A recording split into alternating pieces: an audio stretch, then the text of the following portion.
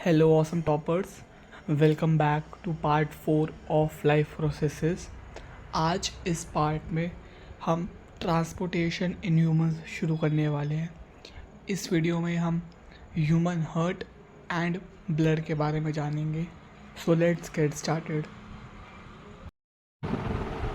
हमने last video में respiration के बारे में पढ़ा था, जिसमें हमने देखा था कि कैसे सेल्स ग्लूकोज को with the help of oxygen तोड़ते हैं और with the lack of oxygen और एब्सेंस ऑफ ऑक्सीजन में कैसे ग्लूकोज को तोड़ा जाता है टू पायरूवेट, और पायरूवेट को कैसे फिर तोड़ा जाता है इंटू डिफरेंट प्रोडक्ट्स एंड थोड़ी एनर्जी रिलीज होती है और उस एनर्जी को हम सिंथेसाइज यूज़ करते हैं to synthesize a molecule called ATP.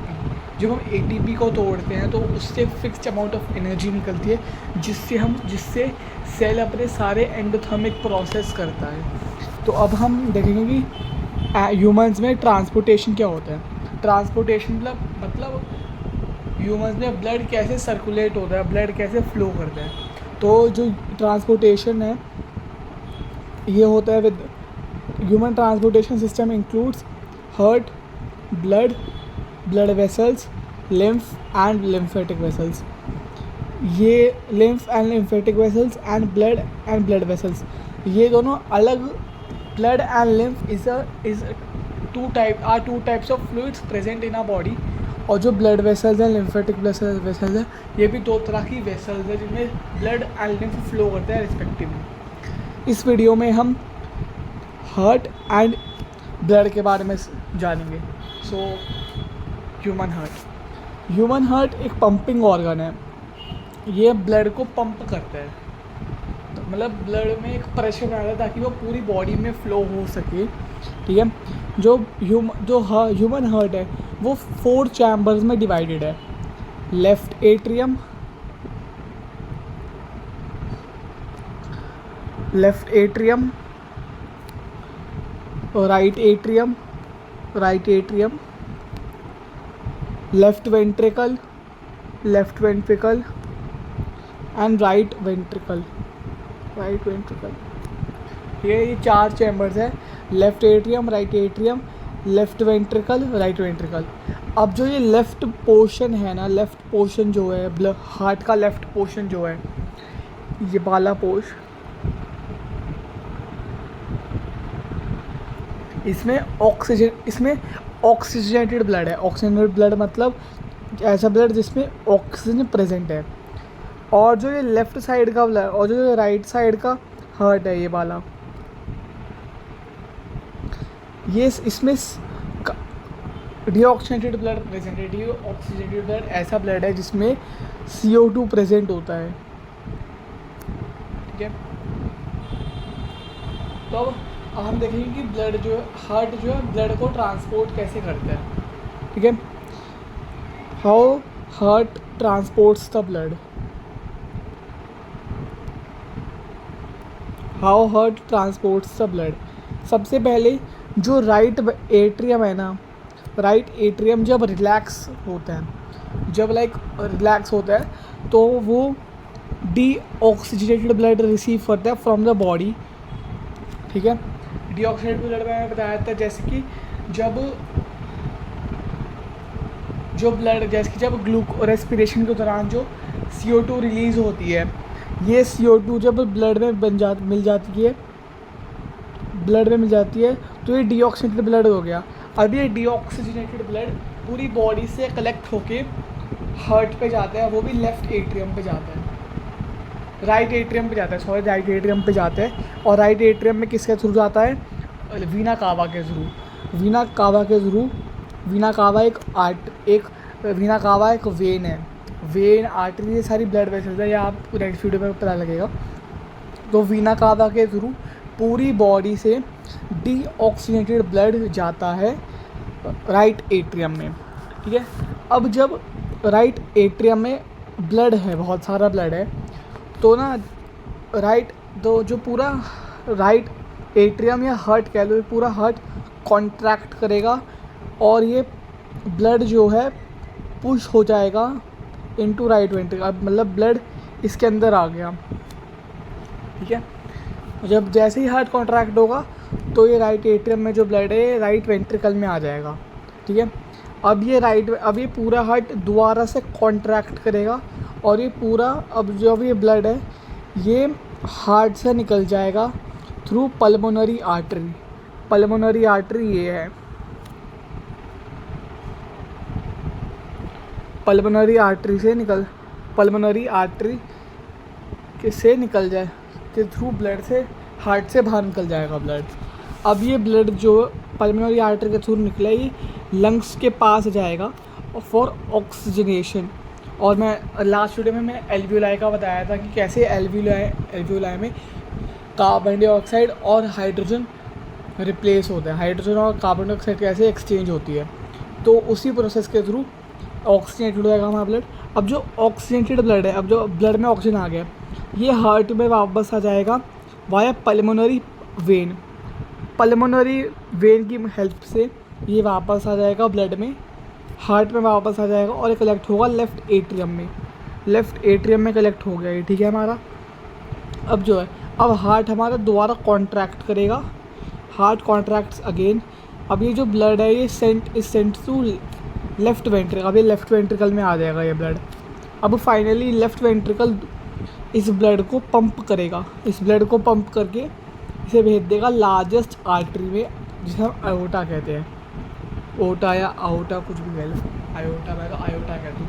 तो ये जो लेफ़्ट वेंट्रिकल है दोबारा ब्लड को पंप करेगा, मतलब लेफ़्ट वेंट्रिकल कॉन्ट्रैक्ट होगा और ये पंप कर देगा ब्लड को इन द लार्जेस्ट आर्टरी जिसे हम कहते हैं आयोटा, ठीक है। अब ये आयोटा सारे सेल्स में जाके ऑक्सीजन दे देगी और कार्बन डाइऑक्साइड ले आएगी और फिर ये carbon dioxide blood right ventricle में आके फिर वही सेम प्रोसेस होगा, राइट एट्रियम में आके फिर ये राइट एट्रियम कॉन्ट्रैक्ट होगा, राइट वेंट्रिकल में आएगा, राइट वेंट्रिकल से पंप ब्लड जाएगा पल्मोनरी आर्टरी के थ्रू लंग्स में। अब लंग्स से वापस आएगा to the left atrium via pulmonary artery. अब लेफ़्ट एट्रियम का ब्लड लेफ़्ट वेंट्रिकल में आ गया। अब लेफ़्ट वेंट्रिकल में जो ब्लड है पंप होगा आयोटा में और आयोटा से दोबारा सेल बचेगा। तो ऐसी प्रोसेस चलती रहती है और एक हार्ट साइकिल को हम कहते हैं कार्डियक साइकिल।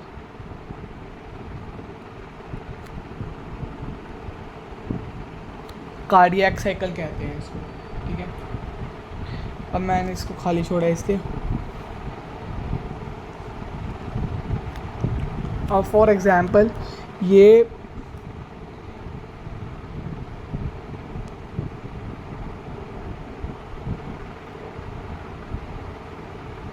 आपका हार्ट है, ये आपका लंग्स है, ठीक है।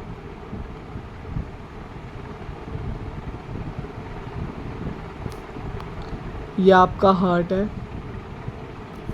ठीक है, और ये आपका एक सेल है, ठीक है।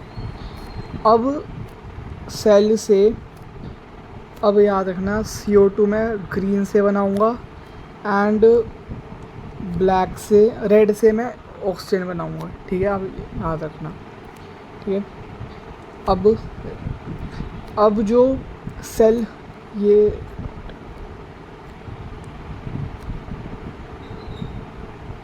सेल है, ठीक है, ये आपका हार्ट है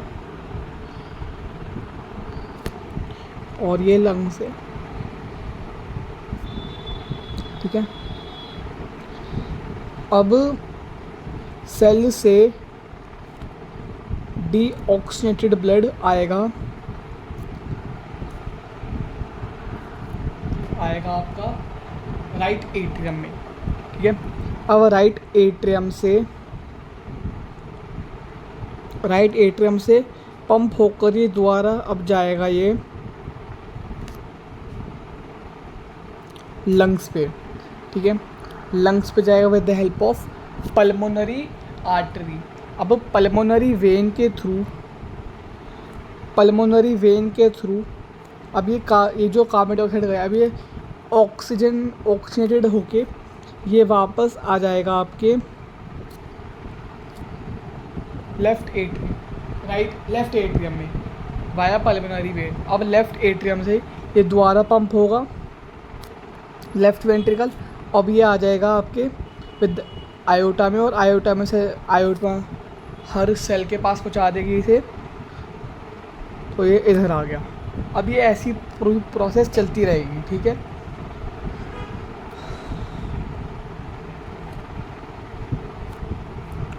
ये जो है आपकी है पल्मोनरी वेन, ये है आपकी पल्मोनरी आर्टरी,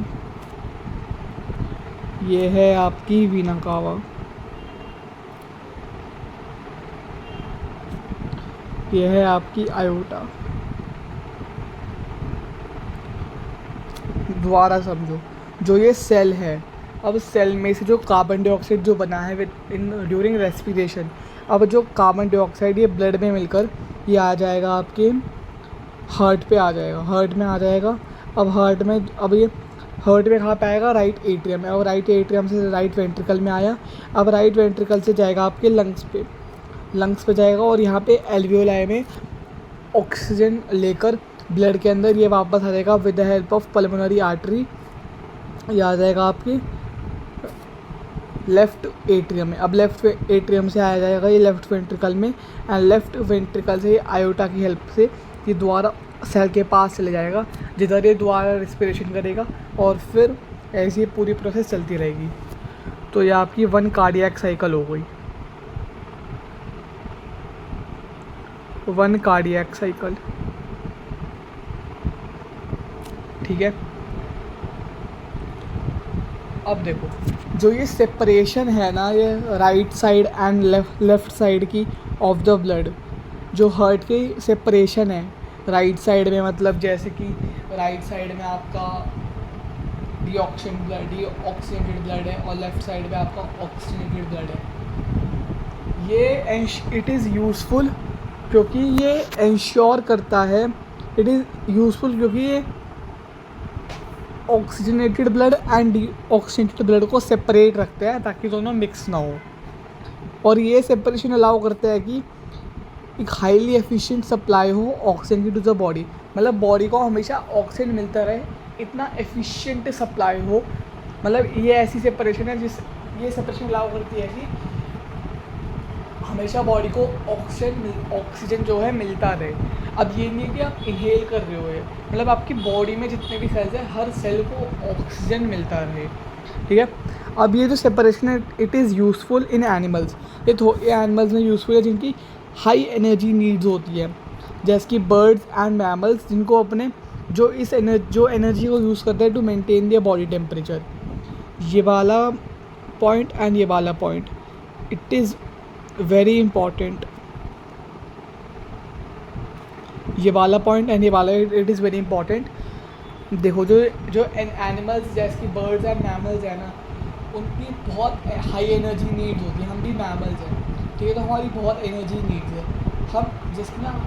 हम एनर्जी यूज़ करते हैं ताकि हमारा बॉडी टेम्परेचर जो है मेंटेन रहे। जो ब्लड है ना हमारे अंदर, वो हमारे बॉडी टेम्परेचर को मेंटेन कर रखते हैं, ठीक है। जैसे कि सम एनिमल लाइक एम्फीबियंस हो गए, जो पानी एंड वाटर एंड लैंड दोनों पे रह सकते हैं, या रेप्टाइल्स, उनमें 3 चैम्बर हर्ट होते हैं, 3 चैम्बर्स होते हैं, जिसके हमारे में 4 है, left atrium, left ventricle, right atrium, right ventricle. ऐसे ही उनमें भी लाइक जो एम्फीबियंस हैं और रेप्टाइल्स हैं, उनमें 3 चैम्बर्स होते हैं, ठीक है, और वो थोड़ी बहुत मिक्सिंग टॉलरेट कर सकते हैं, मतलब ऑक्सीजन एंड डीऑक्सीजनेटेड ब्लड की वो थोड़ी बहुत मिक्सिंग टॉलरेट कर सकते हैं, ठीक है। अब जो फिशेस है, फिशेस के पास सिर्फ 2 चेम्बर हर्ट होते हैं, 2 चेम्बर्स होते हैं उनके हार्ट में, बस 2 चेम्बर्स होते हैं हार्ट में, ठीक है। और जो ब्लड है वो गिल्स पे पास किया जाता है, इसलिए उनके उनके हार्ट में, मतलब हार्ट में जैसे कि ना, जो गिल्स में उन्हें ऑक्सीजन मिलता रहता है, मतलब इसकी गिल्स पे जैसे ही ब्लड जाएगा तो गिल्स में जैसे कि वाटर को जैसे कि पुश किया जाता है। मैंने बताया था कि फिशेस जो है पानी लेती है एंड उसे फोर्स कर देती है गिल्स पर, तो फिर जैसे कि जो ब्लड है गिल्स में ब्लड जाता है, वो ब्लड ऑक्सीजन कलेक्ट कर लेता है वाटर से, ठीक है, और फिर डायरेक्टली पास कर देता है to the rest of the body, ठीक है। अब जो ब्लड है वो एक बार ही आता है हार्ट में इन द फिश, ठीक है। लेकिन जो वर्टिब्रेट्स हैं जैसे कि मैमल्स, बर्ड्स वगैरह, इनके हार्ट से 2 बार जाता है ब्लड, इनके हार्ट से 2 बार जाता है ब्लड, और इसी प्रोसेस को हम डबल सर्कुलेशन कहते हैं। डबल सर्कुलेशन एक ऐसी प्रोसेस है जिसमें इसमें blood passes twice in one cardiac cycle, ठीक है। अब डबल सर्कुलेशन में भी ना ये 2 तरह की सर्कुलेशन इन्वॉल्वड है, एक है पल्मोनरी सर्कुलेशन और एक है सिस्टमिक सर्कुलेशन। अब जो पल्मोनरी सर्कुलेशन है, it is a circulation between lungs and heart. Lungs और हार्ट के बीच सर्कुलेशन होती है ये, जैसे कि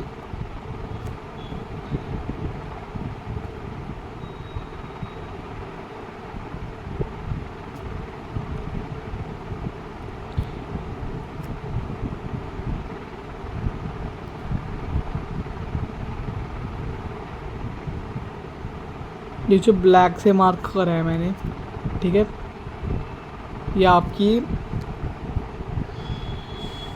पल्मोनरी सर्कुलेशन है, ये और ये वाली, ठीक है। ये 2 मार्कर में आ सकते हैं। डबल सर्कुलेशन का आएगा कि इन 2 मार्कर आ सकता है कि एक्सटेंड डबल सर्कुलेशन, और डबल सर्कुलेशन में आप लिख सकते हो कि double circulation is the circulation of blood, it is a circulation in which the blood passes twice in one cardiac cycle. The double circulation involves pulmonary circulation and systemic circulation. और आप उसमें ये दोनों डेफिनेशन लिख सकती हो कि जो पल्मोनरी सर्कुलेशन है उसमें सर्कुलेशन ऑफ ब्लड होता है बिटवीन लंग्स एंड हार्ट, और जो सिस्टमिक सर्कुलेशन है उसमें होता है blood circulation of blood between the body and lung, between the body and heart. Typo हो गया इधर लंग्स की जगह हार्ट आना चाहिए था।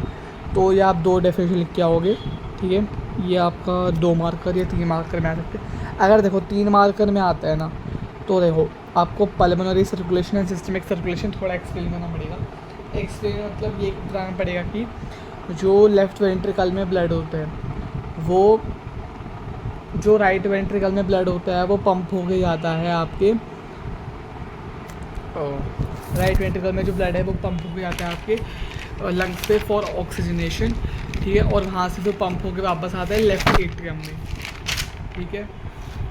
तो ये हो गया। और फिर सिस्टमिक सर्कुलेशन आप देख सकते हो कि बॉडी के बीच होता है, जैसे कि जब पूरी बॉडी से डीऑक्सीनेटेड ब्लड आता है आपके, वो डीऑक्सीनेटेड ब्लड आता है राइट एट्रियम में, और फिर जैसे कि जो लेफ़्ट वेंट्रिकल से पूरा जैसे कि जो ऑक्सीजनेटेड ब्लड है वो पंप होके जाता है आपके पूरी बॉडी में जाता है। ये लिखोगे आप, ठीक है। अब हम ब्लड प्रेशर के बारे में करेंगे कि ब्लड प्रेशर होता क्या है।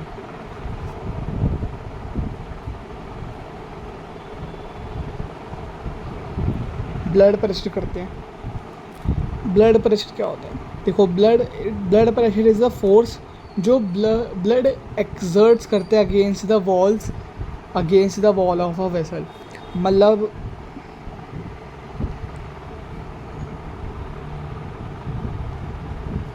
ये जैसे कि ब्लड वेसल है, तो जो इसमें ब्लड है ना वो थोड़ा फोर्स एक्सर्ट करते हैं ऑन दी वॉल्स, थोड़ा बहुत ब्लड एक्सर्ट करते हैं on the walls of it, on the walls of blood vessel, और इसी प्रेशर को हम कहते हैं ब्लड वेसल, ठीक है। अब ब्लड प्रेशर 2 तरह के होते हैं, एक होता है सिस्टोलिक प्रेशर और एक होता है डायस्टोलिक प्रेशर। जो ये ट्रांसपोर्टेशन का टॉपिक है ये बहुत कंफ्यूजिंग है, बट ये कंफ्यूजिंग नहीं है, ये बहुत इंटरेस्टिंग टॉपिक है, ठीक है। अब सिस्टोलिक प्रेशर ऐसा प्रेशर और ऐसा ब्लड प्रेशर है, ये आर्टरी के अंदर होते हैं। अब आप नेक्स्ट वीडियो में बताऊंगा कि आर्टरी वेन्स क्या होते हैं, तो अभी आप इतना कंफ्यूजन मत लो, जो मैं बोल रहा हूँ बस वही सुन लो। तो ये आर्टरी के अंदर ब्लड प्रेशर होता है ड्यूरिंग वेंट्रिकुलर सिस्टोल, मतलब जब जो हमारे वेंट्रिकल्स हैं, जो हमारा वेंट्रिकल्स है, ये वाला ग्रीन पार्ट है वेंट्रिकल्स जो है, जब ये कॉन्ट्रैक्ट करते हैं, जब ये लाइक इनका साइज़ थोड़ा छोटा हो जाता है, मतलब जब ये कॉन्ट्रैक्ट करते हैं तो उसी को हम सिस्टोल कहते हैं, बायो की लैंग्वेज में से कॉन्ट्रैक्शन को सिस्टोल कहते हैं।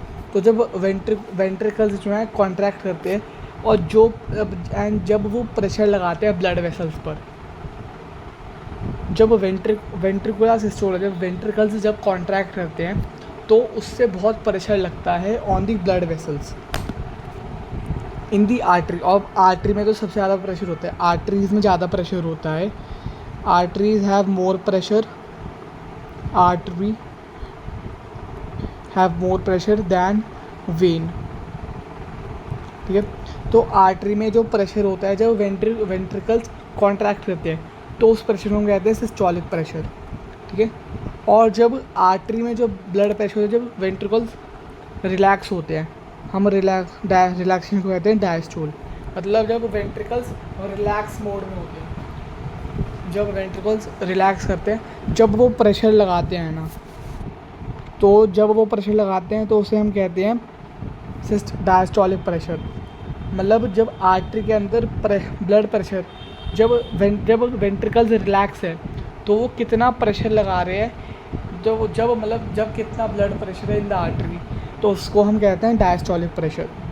अब systolic pressure will be greater than the diastolic pressure, क्योंकि जब कॉन्ट्रैक्ट होते हैं ना तो ज़्यादा प्रेशर लगता है, क्योंकि जब हम ब्लड को पुश करते हैं, जब मतलब हार्ट ब्लड को पुश करते हैं, तो ऐसे जो नॉर्मल सिस्टोलिक प्रेशर होता है ना, it is about 120 mm of Hg, and जो डायस्टोलिक प्रेशर है वो होता है आपका 80 mm ऑफ Hg। Hg आपका मर्क्यूरी है, मर्क्यूरी।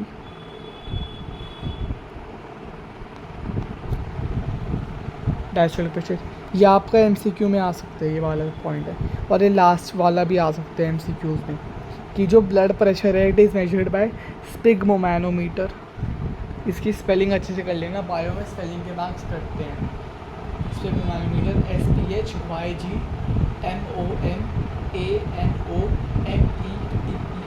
ठीक है, स्पिग्मोमैनोमीटर, ठीक है। अब हम ब्लड के बारे में जानते हैं कि ब्लड क्या होता है।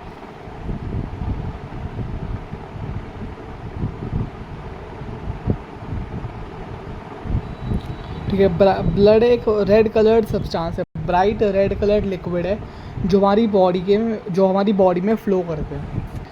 जो एक अडल्ट ह्यूमन बॉडी है, एक अडल्ट जो ह्यूमन बॉडी और हेल्दी बॉडी जो है, it contains about 6 litres of blood. Adult human and एक adult healthy human body, it contains about 6 litres of blood, ठीक है। अब जो ब्लड है ये इन सारी चीज़ों को कंसिस्ट करते हैं, consist of the following components. पहला है RBCs stand for red blood corpuscles या एरिथ्रोसाइट्स, ठीक है। RBCs को हम कहते हैं रेड ब्लड कॉर्पस्कल्स और एरिथ्रोसाइट्स, हम RBCs को एरिथ्रोसाइट्स भी कहते हैं। और ये RBCs in red in colour होते हैं क्योंकि due to presence of haemoglobin. अब हेमोग्लोबिन में भी ना आयरन प्रेजेंट होता है, आयरन प्रेजेंट होता है हेमोग्लोबिन के अंदर, तो इसलिए हम जैसे कि जो हेमोग्लोबिन है वो रेड दिखता है, इसकी वजह से RBCs जो है रेड दिखते हैं, ठीक है। मतलब RBCs के अंदर हेमोग्लोबिन होता है और हेमोग्लोबिन के अंदर आयरन होता है, ठीक है। अब नेक्स्ट है WBCs को कहते स्टैंड्स फॉर वाइट ब्लड कॉर्पस्कल्स और ल्यूकोसाइट्स, ठीक है।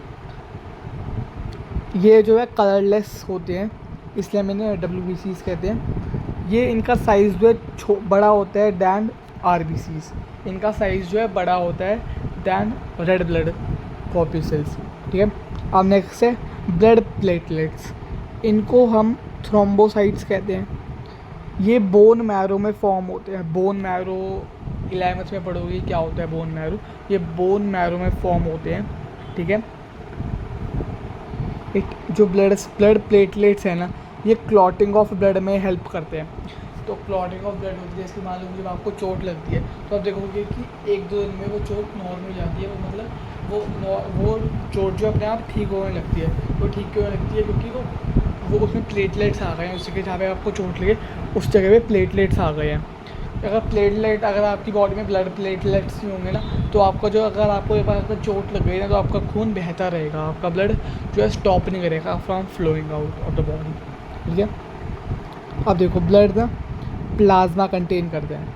अब देखो ब्लड जो है ना, ब्लड में 90% प्लाज्मा होता है। नहीं, देखो ब्लड में 90% प्लाज्मा होता है, 10% ये सब चीज़ें होती हैं। अब कई बुक्स में दे रखा है कि प्लाज्मा के अंदर ये 3 चीज़ होती है, तो आप उस तरह से भी कर सकते हो, लेकिन मेरे हिसाब से आपको नहीं करना चाहिए, क्योंकि जो NCERT में दे रखा है आपको वही करना चाहिए। तो ऐसा कोई नहीं दे रखा कि blood is made up of plasma. आप दोनों को अलग अलग टॉपिक्स लेके चलो। ठीक है, ब्लड अलग है, आप ये समझो कि ब्लड के अंदर ही प्लाज्मा है बस। ठीक है, plasma is the component of blood only. ठीक है, अब ना प्लाज्मा में water, it consist of water. अब इस वाटर के अंदर प्लाज्मा प्रोटीन्स होते हैं, सॉल्ट्स होते हैं बहुत सारे, हार्मोन्स होते हैं, डाइजेस्ट प्रोडक्ट्स जैसे कि amino acids, glucose, fatty acids, glycerol, ये सब पाए जाते हैं प्लाज्मा के अंदर। और प्लाज्मा के अंदर वेस्ट प्रोडक्ट भी पाए जाते हैं। ठीक है, तो प्लाज्मा में पानी है, और पानी में प्लाज्मा प्रोटीन्स पाए जाते हैं, सॉल्ट्स पाए जाते हैं, हार्मोन्स बहुत तरह के पाए जाते हैं, डाइजेस्टेड प्रोडक्ट्स पाए जाते हैं, वेस्ट प्रोडक्ट्स पाए जाते हैं। ठीक है, अब है फंक्शंस ऑफ ब्लड। ब्लड का फंक्शन क्या है? देखो ब्लड जो है ट्रांसपोर्ट करता है ऑक्सीजन को, कार्बन डाइऑक्साइड को, न्यूट्रिएंट्स को, हार्मोन्स को एंड एक्सक्रीटरी प्रोडक्ट्स को भी ट्रांसपोर्ट करता है। जो ब्लड है वो ट्रांसपोर्ट ऑक्सीजन को एंड कार्बन डाइऑक्साइड को करते हैं, मतलब ट्रांसपोर्टेशन ऑफ रेस्पिरेटरी गैसेस करता है, न्यूट्रिएंट्स को ट्रांसपोर्ट करता है, हार्मोन को ट्रांसपोर्ट करता है, एक्सक्रीटरी प्रोडक्ट्स को ट्रांसफ़र करता है किडनी तक। ठीक है, और मतलब सेल से एक्सक्रीटरी प्रोडक्ट लेकर किडनी तक ट्रांसफ़र करेगा।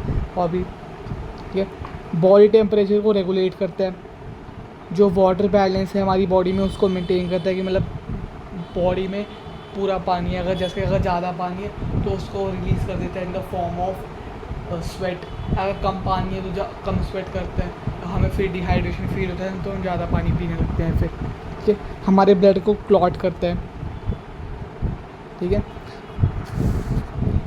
क्योंकि ब्लड के अंदर ही ब्लड प्लेटलेट्स है जो हेल्प करते हैं क्लॉट्स करने में, ब्लड को क्लॉट करने में।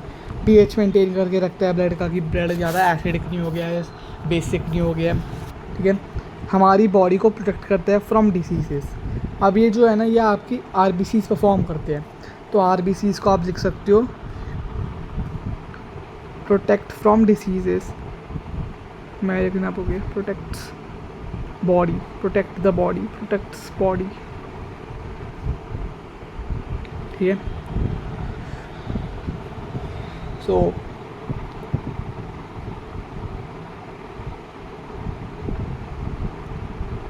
Thank you everyone for joining this video. Next part में हम ब्लड वेसल्स करेंगे, लिम्फ एंड लिम्फेटिक वेसल्स करेंगे। So thank you everyone.